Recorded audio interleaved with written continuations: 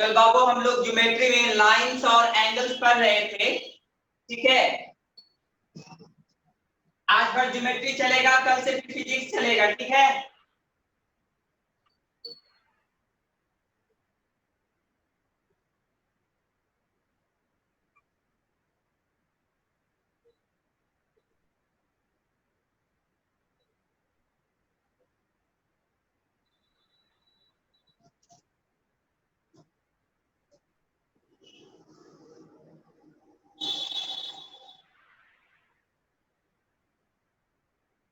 Exercise 4B जो है, जितना भी क्वेश्चन था, जितने भी टाइप का क्वेश्चन था वो हम आपको बता दिए हैं। आज हम लोग डिस्कस करेंगे एक्सरसाइज 4C के बारे में। इसका थ्योरी भी आपको पहुंच चुका है। एक्सरसाइज 4C का थ्योरी भी आपको पता है कि जब किसी पैरेलल लाइन को कोई ट्रांसवर्सल लाइन काटती है तो कॉरेस्पॉन्डिंग एंगल का pair of corresponding angle equal होता है।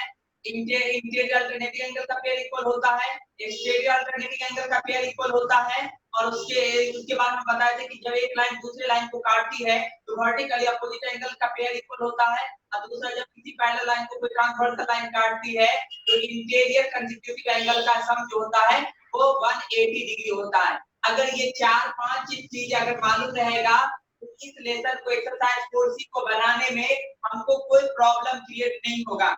जैसा कि देख लीजिए exercise question number 1। Question number 1 में कह रहा है इन द एडजॉइनिंग फिगर, दिए गए फिगर में AB पैरेलल CD, AB जो है वो पैरेलल है CD के, AB जो है वो पैरेलल है CD के, AB पैरेलल है CD के and T is the inter क्या है transversal line which intersects at E and F। T जो है एक ट्रांसवर्सल लाइन है जो E और F पे काट रही है, E और F पॉइंट पे इसको इंटरसेक्ट कर रही है। तो कह रहा है कि इसमें जो एंगल 1 यानी एंगल को इस तरह से रिप्रेजेंट किया गया है, ये आपका एंगल 1 है, ये आपका एंगल 2 है, ये आपका एंगल 3 है, ये आपका एंगल 4 है, ये आपका एंगल 5 है, ये 6 है, ये 7 है, ये 8 है। हमको एंगल 1 इक्वल टू दिया हुआ है, गिवन पहले लिख लेते हैं कि गिवन दिया क्या हुआ है, AB parallel CD, AB parallel CD दिया हुआ है और एंगल 1 इक्वल टू दिया हुआ है 70 डिग्री। तो हमको क्या फाइंड करना मालूम है, टू फाइंड दैट, ये फाइंड करना है कि angle 2 equal to what, angle 3 equal to what, angle 4 equal to what, angle 5 equal to what, angle 6 equal to what, angle 7 equal to what and last angle 8 equal to what. ये कितना angle 1 2 3 4 5 6 7, ये 7 angle को हमको find करना है जब एक angle 1 equal to 70 degree दिया हुआ है। तो अब एक बात बताइए बाबू कि यहाँ AB is a straight line, AB is a straight line जिस पे एंगल 1 और एंगल 2 बना हुआ है। AB एक स्ट्रेट लाइन है जिस पर एंगल 1 और एंगल 2 बना हुआ है और हम जानते हैं कि एक लाइन पर बनने वाला जितना भी एंगल होता है उसका सम 180 डिग्री होता है। उसका सम कितना होता है, 180 डिग्री होता है। तो हम आते हैं सॉल्यूशन में, angle 1 plus angle 2 equal to 180 degree. Angle 1 और एंगल 2 का सम कितना होगा, ये एंगल और ये एंगल का सम 180 डिग्री होगा बाय लीनियर पेयर एंगल से। किस एंगल से, बाय लीनियर पेयर एंगल। ठीक है, तो का सम 180 डिग्री हो गया। अब एक बात बताइए, एंगल 1 का वैल्यू कितना दिया हुआ है यहाँ, 70 डिग्री। तो यहाँ लिख देंगे 70 plus angle 2 equal to 180 degree. तो एक स्टूडेंट अनम्यूट होकर के बताइए कि ये 70 डिग्री इधर एलएचएस से आरएचएस में जाएगा तो क्या होगा, 70 डिग्री एलएचएस से आरएचएस में जाएगा तो क्या होगा, हो जाएगा माइनस हो जाएगा, -180 आप दिशा पे प्लस 70 इधर जाएगा तो -70 हो जाएगा। तो एंगल 2 होगा 180 में से 70 माइनस तो 110 डिग्री। कितना निकल गया, 110 डिग्री। एक बात और बताइए बाबू, ये एंगल 2 जो है एंगल 6 के भी इक्वल है और एंगल 2 जो है एंगल 8 के भी इक्वल है। एंगल 2 जो है एंगल 6 के इक्वल है, किस रूल से? कॉरेस्पॉन्डिंग एंगल से। एंगल 2 इक्वल है एंगल 6 के, किस रूल से? कॉरेस्पॉन्डिंग बाय एंगल से। एंगल 2 इक्वल है एंगल 8 के, किस रूल से? किस रूल से इक्वल है? वो एक्सटीरियर अल्टरनेटिंग एंगल से इक्वल है। ये एंगल इस एंगल के इक्वल है, तो हम ऐसा लिख सकते हैं एज वी नो, जैसा कि हम लोग जानते हैं एंगल 2 इक्वल टू एंगल 6 और एंगल 2 इक्वल टू एंगल 8 और एंगल 2 इक्वल टू एंगल 4। अब ये एंगल 2 किस बेसिस पर 6 के इक्वल होगा? एंगल 2 किस बेसिस पे एंगल 8 के इक्वल होगा?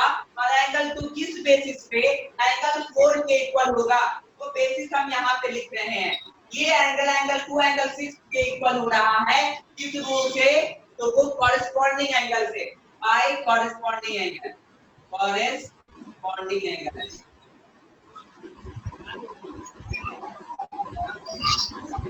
एंगल 2 इक्वल है एंगल 8 के, एंगल 2 इक्वल है एंगल 8 के, वो किस रूल से? एक्सटीरियर अल्टरनेटिंग एंगल से, बाय एक्सटीरियर एंगल।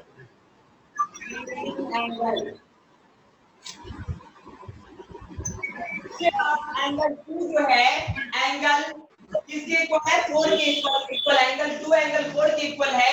जब एक लाइन दूसरे लाइन को काटती है तो वर्टिकली अपोजिट एंगल, ये एंगल इस एंगल का वर्टिकली अपोजिट एंगल है, तो वर्टिकली अपोजिट एंगल का पेयर क्या होता है? इक्वल होता है। तो एंगल 2 इक्वल टू एंगल 4 किस रूल से? बाय वर्टिकली अपोजिट एंगल से, वर्टिकली अपोजिट एंगल से। एक बात बताइए बाबू, ये एंगल 2 6 के भी इक्वल हो गया, ये एंगल 2 8 के भी इक्वल हो गया, ये एंगल 2 एंगल 4 के भी इक्वल हो गया, और एंगल 2 का वैल्यू यहाँ देखिए कितना निकला हुआ है? एंगल 2 का वैल्यू यहाँ देखिए कितना निकला हुआ है? 110 डिग्री। 110।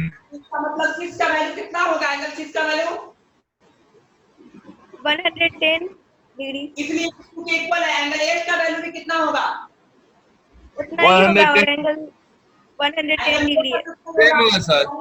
लिख सकते हैं angle 2 equal to angle 6 equal to angle 8 equal to angle 4 equal to 110 degree. कोई दिक्कत इसमें? No sir, no sir. Okay, next हम आप बताने जा रहे हैं, इसको यहाँ से इरेज कर देते हैं। अब हम यानी हम 2 का वैल्यू निकाल चुके हैं, 6 का वैल्यू, 4 का वैल्यू, 8 का वैल्यू निकाल चुके हैं। 1 3 5 7 का तो नहीं निकला है, अब हम निकालेंगे 1 3 5 7 का वैल्यू। यहाँ पे एक बात बताइए बाबू, एंगल 1 जो है ना, एंगल 1 जो है एंगल 3 के इक्वल है। एंगल 1 जो एंगल 3 के इक्वल है। हम जानते हैं जब कोई लाइन एक दूसरे लाइन को काटती है तो उसके अपोजिट एंगल का पेयर इक्वल होता है। ये दोनों आपस में इक्वल होगा, ये एंगल इस एंगल के इक्वल होगा, ये एंगल इस एंगल के इक्वल होगा। उसके बाद एंगल 1 जो है ना बाबू, एंगल 1 जो है वो एंगल 7 के इक्वल होगा। किस रूल से? वो हम अभी बताते हैं। एंगल 7 के इक्वल होगा। पहले इसके पहले फाइंड कर लेते हैं। एंगल 1 जो है एंगल 5 के इक्वल होगा, एंगल 1 जो है एंगल 7 के इक्वल होगा। अब किस बेसिस पे ये एंगल 1 3 के भी इक्वल होगा, ये एंगल 1 एंगल 5 के भी इक्वल होगा, ये एंगल 1 एंगल 7 के भी इक्वल होगा। किस बेसिस पे? तो वो बेसिस हम आपको लिख करके बता रहे हैं। एंगल 1 जो है एंगल 3 के जो इक्वल है, जैसा कि फिगर में देखिए एंगल 1 एंगल 3 के इक्वल है वर्टिकली अपोजिट एंगल से। हम जानते हैं वर्टिकली अपोजिट एंगल के पेयर का रूल कि जब कोई लाइन किसी दूसरे लाइन को इंटरसेक्ट करती है तो वर्टिकली अपोजिट एंगल का पेयर जो होता है वो इक्वल होता है। यानी ये दोनों एंगल हो गया बाय वर्टिकली अपोजिट एंगल से equal, by vertically opposite angle. दूसरा एंगल 1 जो है एंगल 5 के इक्वल है। अब आप लोग बताइए हमको बाबू कि एंगल 1 एंगल 5 के इक्वल किस बेसिस पर हो सकता है? एंगल 1 एंगल 5 के इक्वल होगा alternate angle, bye exterior alternating angle. किस रूल से? Alternate angle, alternating angle. नहीं, अल्टरनेटिंग एंगल नहीं बाबू। जब कोई पैरेलल लाइन को हॉरिजॉन्टल लाइन काटती है तो ये एंगल इस एंगल के इक्वल होता है कॉरेस्पॉन्डिंग एंगल से। corresponding angle. किस रूल से? By corresponding angle, corresponding angle से। उसके बाद एंगल 1 जो है एंगल 7 के इक्वल है। किस रूल से? एंगल 1 जो है इक्वल है किस रूल से? Exterior alternate sir. Bye exterior alternating angle से, बाय एक्सटीरियर Alternating angle. अब एक बात बताइए, ये एंगल 1 3 के इक्वल हो गया, ये एंगल 5 ये एंगल 1 एंगल 5 के इक्वल हो गया, एंगल 1 जो एंगल 7 के इक्वल हो गया। इसका मतलब हम ऐसा लिख सकते हैं angle 1 equal to angle 3 equal to angle 5 equal to angle 7। अब बताइए एंगल 1 का वैल्यू कहीं पर दिया हुआ है, देखिए तो एंगल 1 का value yes sir 70 degree 70 degree दिया हुआ है। 70 दिया है सर। 70 डिग्री हुआ तो ये सब का वैल्यू कितना हो जाएगा? 70 डिग्री हो जाएगा, क्योंकि सब आपस में इक्वल है। कोई दिक्कत इसमें? No sir. No sir. नहीं सर। नहीं सर, कोई दिक्कत नहीं है।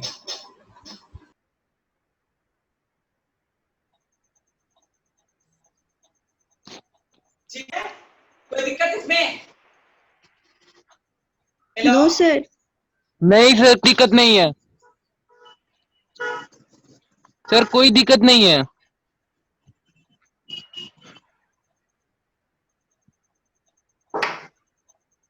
अब हम क्वेश्चन नंबर 4 को सॉल्व करने जा रहे हैं। आर.एस. अग्रवाल का क्वेश्चन नंबर 4 है 4 का 1। देखिए बाबू, फिगर इस तरह in given figure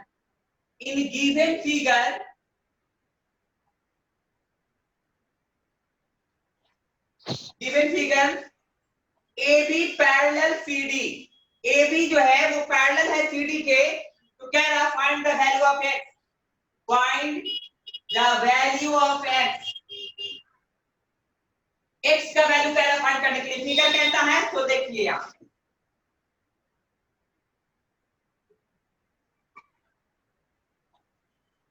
A B C D E, ये इस x का वैल्यू करना निकालने के लिए। और ये आपका दिया हुआ 35 डिग्री और ये एंगल दिया हुआ बाबू आपको 65 डिग्री। तो इस x का वैल्यू कह रहा है निकालने के लिए। कैसे निकालेंगे? देखिए सब क्वेश्चन कह रहा है इन गिवन फिगर, दिए गए फिगर में AB पैरेलल है CD के, AB पैरेलल है CD के, तो हमको कह रहा है इस x का वैल्यू निकालने के लिए। कैसे निकालेंगे इस x का वैल्यू? कैसे निकालेंगे इसको थोड़ा सा हम ठीक से फिगर ड्रॉ कर लेते हैं।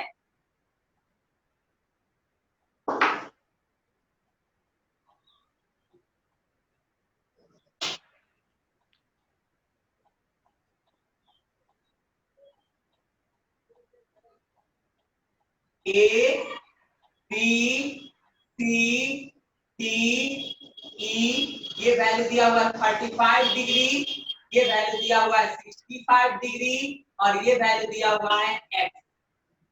हमको इस x का वैल्यू निकालना है। जो गिवन दिया हुआ है वो हम लिख रहे हैं बाबू, देखिए सॉल्यूशन में गिवन लिख रहे हैं। गिवन क्या दिया हुआ है कि AB लाइन जो है वो पैरेलल है CD के, AB लाइन जो है वो पैरेलल है CD के, तो वो गिवन में लिख देंगे AB पैरेलल CD। उसके अलावा क्या दिया हुआ है बाबू? Angle ABE, angle ABE equal to 35 degree दिया हुआ है, यानी angle ABE equal to 35 degree. और एंगल CDE इक्वल टू कितना दिया हुआ है? 65 degree. Angle CDE equal to 65 degree. Angle CDE equal to कितना दिया हुआ है? 65 डिग्री। तो हमको क्या कह रहा है फाइंड करने के लिए? To find x equal to 1। क्या कह रहा है निकालने के लिए? x का वैल्यू क्या होगा? इसके लिए आपको थोड़ा कंस्ट्रक्शन करना होगा बाबू, कंस्ट्रक्शन। कंस्ट्रक्शन में क्या लिखेंगे? We draw a line XY which is passes through E and parallel to AB and CD. यानी हम एक लाइन ड्रॉ करेंगे XY जो किससे गुजरेगा? E से होकर के गुजरेगा और पैरेलल होगा वो लाइन XY ACD के भी और AB के भी। तो हम एक लाइन ड्रॉ करते हैं इस तरह से, देखिए यहाँ XY लाइन ड्रॉ किए जो पैरेलल है, AB के भी पैरेलल है और CD के भी पैरेलल है और कहां से गुजर रहा है? E पॉइंट से होकर के गुजर रहा है। तो जो कंस्ट्रक्शन किए ना वो यहां लिखेंगे। We draw a line XY which passes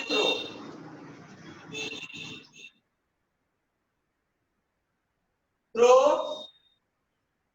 point P, through the point P। नहीं, कहां से गुजरता है? E से गुजरता है and parallel to AB and CD। जो पैरेलल है AB और CD के, ये हमको दिया हुआ है। अब आते हैं प्रूफ में। इतना में किसी को कोई दिक्कत बाबू? ये फिगर दिया हुआ है, AB पैरेलल है CD के और एंगल B का वैल्यू 35 डिग्री, एंगल D का वैल्यू 65 डिग्री। तो कह रहा है x का वैल्यू निकालने के लिए, इसके लिए हमने क्या किए? हम क्या किए? XY पैरेलल लाइन खींचे हैं जो E से गुजरा है और वो पैरेलल किसके हैं? AB और CD के। इतना में किसी को कोई दिक्कत?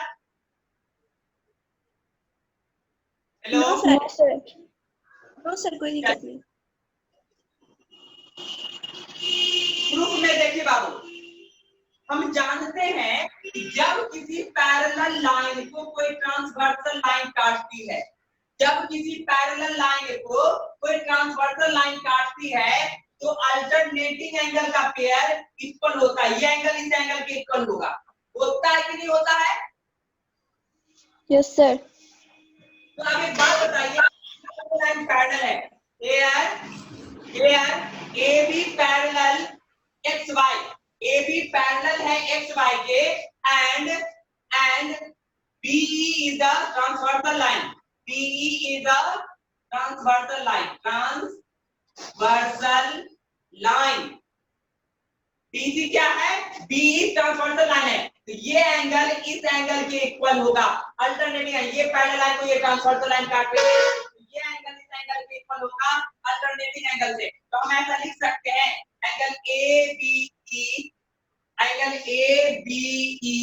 इक्वल होगा एंगल किसके? BEY के। PXY नहीं लिखते, इसका नाम दे देते PQ लिख देते बाबू, PQ, क्योंकि X यहाँ डाला हुआ है तो इसमें PQ यहाँ पे लिख देते हैं।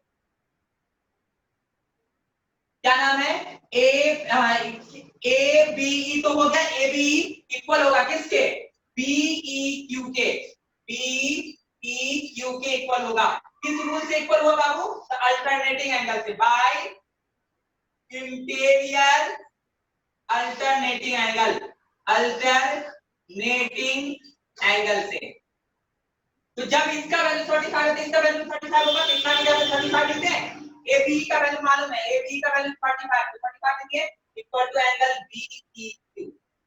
इसको बॉक्स बना करके लिख देते हैं, ठीक है।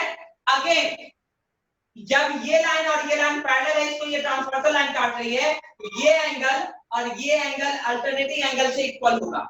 तो हम लिखते हैं अगेन यहाँ PQ होगा, PQ पैरेलल होगा। Again ACD parallel PQ, CD जो है वो पैरेलल है PQ के and DE is a transversal line, DE is a transversal line, जब ये CD और PQ दो पैरेलल लाइन को ट्रांसवर्सल लाइन DE जो काट रहा है, तो ये एंगल इस एंगल के इक्वल होगा अल्टरनेटिंग एंगल से। तो हम ऐसा लिख सकते हैं एंगल DEQ इक्वल होगा एंगल किसके? CDE के, एंगल CDE के। किस रूल से? बाय अल्टरनेटिंग एंगल से।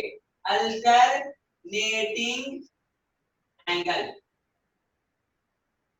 इसमें किसी को कोई दिक्कत? अब एक बात बताओ, डी इसका वैल्यू कितना मालूम है? CDE का वैल्यू कितना मालूम? 65। CDE के जगह 65 लिख देते हैं। एंगल DEQ इक्वल टू इतना का वैल्यू 65 है, तो 65 लिखिए, इसको बॉक्स में कर दीजिए। यानी ये एंगल का वैल्यू निकल गया आपको कितना? 35 डिग्री, और इस एंगल का वैल्यू कितना निकल गया बाबू? 65 डिग्री। और इस दोनों को जोड़ देंगे, तो ये एक के बराबर हो जाएगा। ये दोनों को जोड़ देंगे, ये एंगल को और ये एंगल को जोड़ देंगे, ये पूरे एंगल के इक्वल होगा। x इक्वल टू हो जाएगा 35 प्लस 65, ये दोनों जोड़ करके x के बराबर हो जाएगा। कोई दिक्कत इसमें? सर एक बार फिर रिपीट कीजिएगा। देखो अब क्वेश्चन कह रहा था कि AB पैरेलल है CD के, और angle B equal to 35 degree, angle B equal to 65 degree दिया हुआ था। तो कह रहा था कि x का वैल्यू फाइंड कीजिए। तो हम क्या किए कि हम एक कंस्ट्रक्शन किए। हमने क्या कंस्ट्रक्शन किया? हमने PQ लाइन खींचे। हम PQ लाइन खींचे। क्या कीजिए? PQ लाइन खींचे जो E से गुजर रहा है। PQ लाइन खींचे जो किससे गुजर रहा है? E से गुजर रहा है, और जो पैरेलल है AB के भी, और जो पैरेलल है CD के भी। जो पैरेलल है AB के भी और जो पैरेलल है CD के, जैसा कि दिख रहा होगा आपको फिगर में। अब एक बात बताइए बाबू, जब ये और ये पैरेलल लाइन है, ये और ये पैरेलल लाइन है, इसको ये ट्रांसवर्सल लाइन काट रही है, तो ये एंगल और ये एंगल आपस में इक्वल होगा कि नहीं होगा? अल्टरनेटिंग एंगल से होगा सर। तो वही हम लिखते हैं। तो जब ये दोनों एंगल आपस में इक्वल हो गया बाबू, तो इसका वैल्यू कितना हो जाएगा? एंगल BEQ का वैल्यू हो जाएगा 35 डिग्री। तो यानी ये दोनों एंगल आपस में इक्वल हो जाए अल्टरनेटिंग एंगल से, तो ये इसका वैल्यू 35, तो BEQ का वैल्यू कितना निकलेगा? BEQ का वैल्यू 35 निकल गया। BEQ equal to 35 degree. अब फिर बताइए कि जब ये लाइन और ये लाइन पैरेलल है, जब ये लाइन और ये लाइन पैरेलल है, इसको ये ट्रांसवर्सल लाइन काट रही है, तो ये एंगल इस एंगल के इक्वल होगा अल्टरनेटिंग एंगल से। तो यही दोनों एंगल आपस में इक्वल हो गया अल्टरनेटिंग एंगल से। तो DEQ का वैल्यू हमको नहीं मालूम था, और CDE का वैल्यू मालूम है। CDE का वैल्यू कितना मालूम है? 65 degree. Angle DEQ equal to 65 degree निकल गया। हां, अब एक बात बताओ बाबू, कि ये हमको निकालना क्या था? बताओ तो। x का वैल्यू, इतना बड़ा एंगल ना निकालना था, इतना बड़ा एंगल ना निकालना था बाबू। x, ये छोटा, ये मालूम है 35, ये इतना बड़ा मालूम है 65, इस दोनों को जोड़ देंगे तो x का वैल्यू निकल जाएगा। हाँ, यस सर, यस सर। तो हम इसको करते हैं ऊपर से थोड़ा, और उसको सॉल्व करते हैं। ये इतने बड़े एंगल का नाम क्या होगा? BED। एंगल BED इक्वल है किसके? BED इक्वल है, इक्वल टू, हम ऐसा लिख सकते हैं BEQ, angle BEQ plus angle कौन सा? DEQ। ये दोनों एंगल को जोड़ देंगे, ये इतने बड़े एंगल के बराबर होगा ना। अब ये इतने बड़े एंगल का नाम दिया हुआ है x। क्या नाम दिया हुआ है? x। तो x इक्वल टू कितना? BEQ का वैल्यू कितना? BEQ का वैल्यू 35 लीजिए, और DEQ का वैल्यू कितना है? 65, या 65 लीजिए। अब दोनों को जोड़ देंगे, x इक्वल टू कितना? 35 प्लस 65 कितना होगा? 100 डिग्री। कितना हो जाएगा? 100 डिग्री। इसका वैल्यू निकल गया 100 डिग्री। हाँ, hello, yes sir. Yes sir.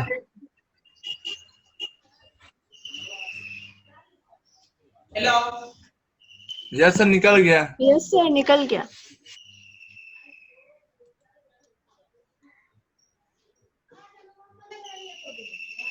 तो इस तरह का बहुत सारा क्वेश्चन है इसमें, उसको हम लोग नेक्स्ट मतलब और डिस्कस करेंगे। अभी है टाइम 5 मिनट, एक क्वेश्चन को और सॉल्व कर करके भाई बताते हैं, हिंट दे देते हैं, आप लोग बनाइए, बना लीजिएगा।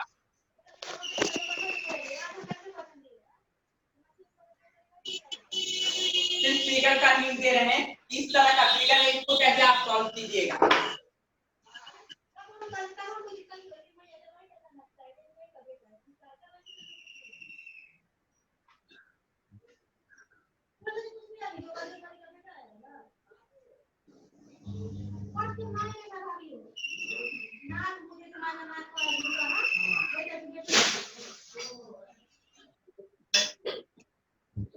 तो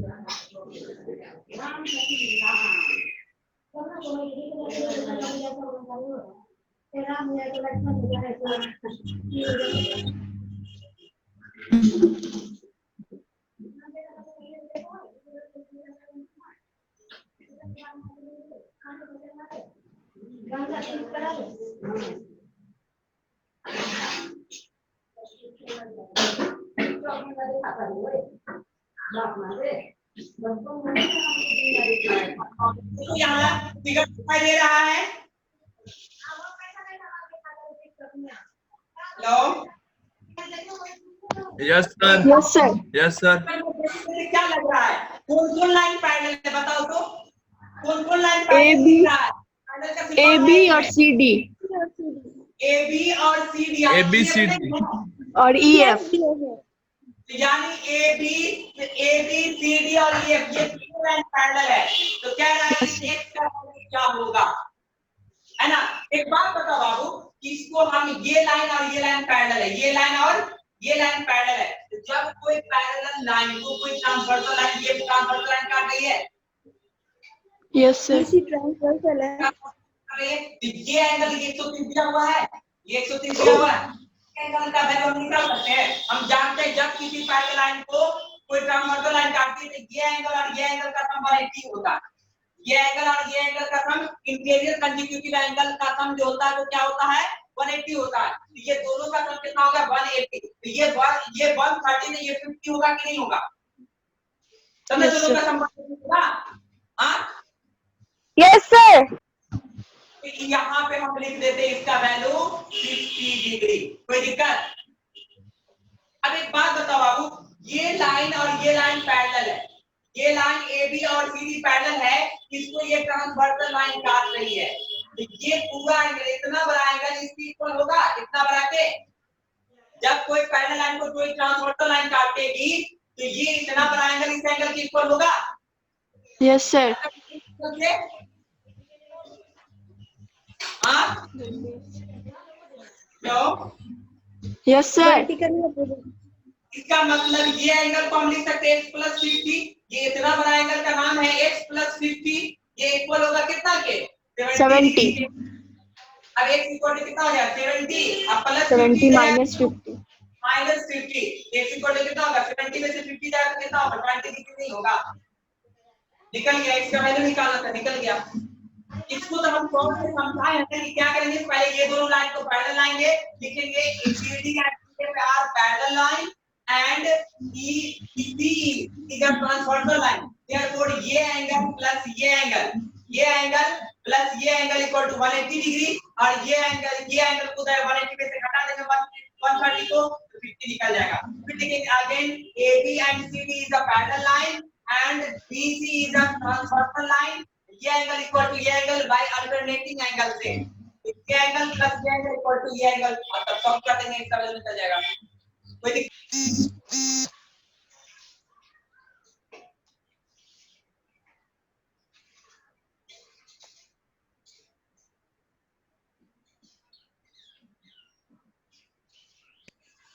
ठीक है? तो आज इतना ही कहने देते हैं, नेक्स्ट पे और डिस्कस करेंगे। ओके, टाइम हो गया है। Okay sir, bye sir.